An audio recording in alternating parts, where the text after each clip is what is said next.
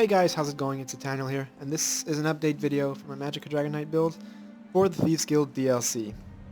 So I'm going to start with my stats. This is still a tri-stat food build with the Atronach Wonderstone and stage 4 Vampirism. All my attributes are set into Magicka. So my stats look like this: 38k Magicka, 20k health, which goes up to 25k in Cyrodiil, 16.7k stamina, 1.9k Magicka recovery, and 1.9k spell damage. The sets that I'm still using Kagranak's Hope times 5. This time everything's in impenetrable. Traits.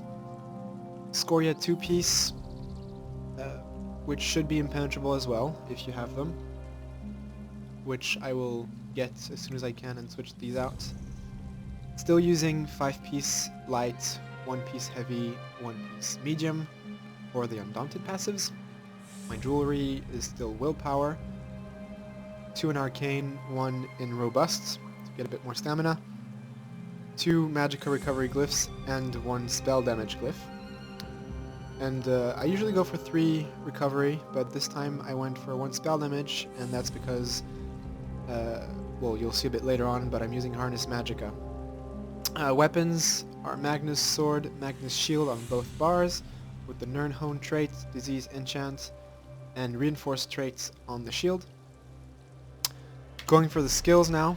So since I'm using Scoria, I wanted to use as many dots as possible. So on my offensive bar I have Invigorate and Drain as my CC, which will give you additional ultimate as well. Burning Talons, so the burning morph instead of the choking morphs for the additional dots, the Scoria proc chance. Flame Lash, Deep Breath, which is still a better morph than the other one in my opinion, especially since I don't run out of Magicka, so I'd rather be able to interrupt enemies instead of getting more Magicka out of it. Igneous Shield to buff that Deep Breath, because that's going to be your main heal when you're outnumbered, and Shooting Star as ultimate. Over here we have another dot, Volatile Armor, which is going to give you your resistance buffs. Proximity Detonation, which you will use when you're in groups of 3 to 4 usually. If you're running solo, I recommend using Burning Embers instead. Coagulating Blood, which is more of a buff skill than an actual heal. It's going to be your panic button when you need some healing and you have no one next to you that you can use Deep Breath on, basically, when you're getting sniped, for example. And that's because I am no longer using Reflective Scales, but Harness Magicka. That's because Reflective Scales are bugged at the moment, and reflecting a projectile or a spell or even Overload will drain your ultimate, your stamina, and your Magicka. So if you're playing in open worlds, even in duels actually, but your resources, they're going to go down really, really fast. Because, for example, every snipe you reflect is going to cost you what it would have cost you to cast that snipe. So since you don't have any cost reduction on stamina or stuff like that, this is going to drain your stam really fast, your Magicka really fast. So Reflective Scales are a no-go for me at the moment. Which is why I have Harness Magicka instead, and this is going to help you with your Magicka sustain a lot. That's why I have under 2k recovery, because you really don't need that much since you're going to be getting a lot of it from that shield. And the last skill is Entropy for your major sorcery buff and the max health, which is going to buff your Dragon Blood healing. Finally, Devouring Swarm.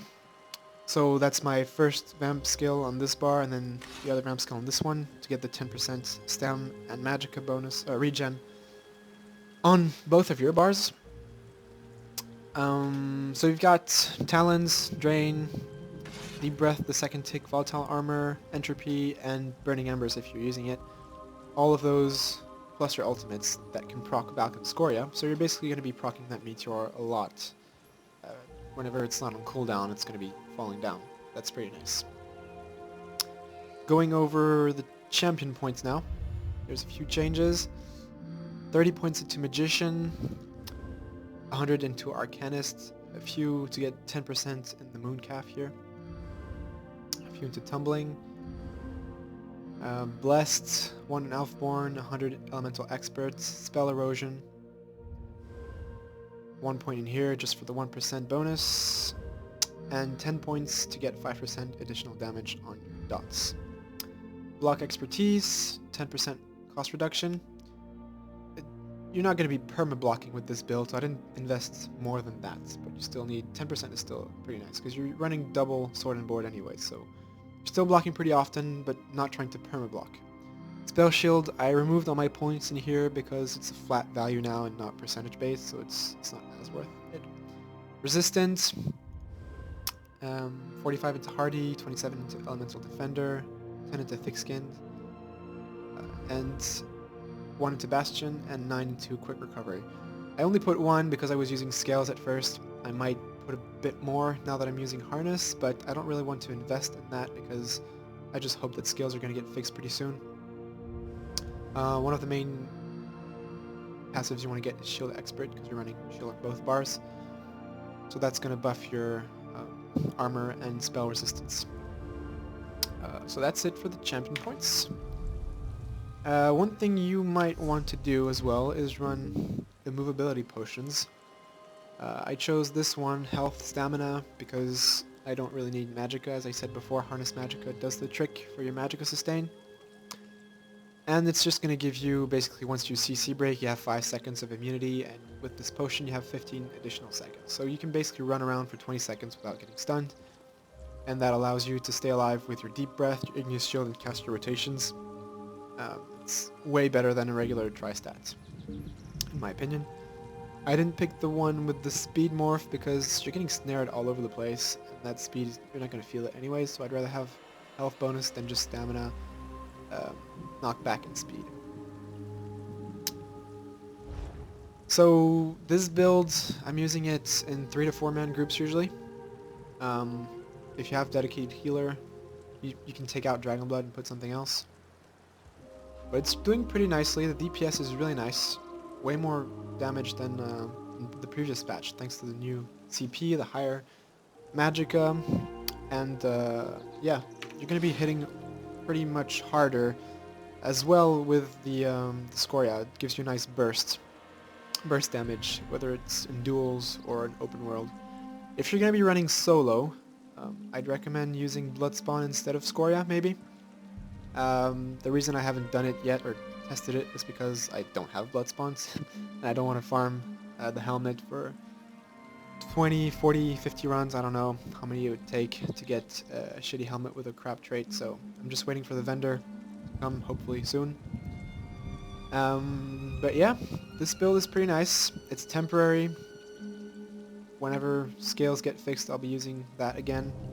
I'll probably take out the spell damage to get more regen to compensate for the loss of Harness Magicka.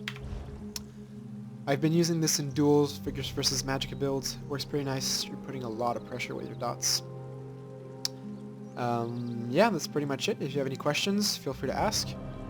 I will try to make a Vicious Death build pretty soon. Unfortunately, I have 0 pieces so far. So it's going to take a while, but once I get my hands on it, I will probably make a build video for that as well. Thanks for watching, and see you guys later.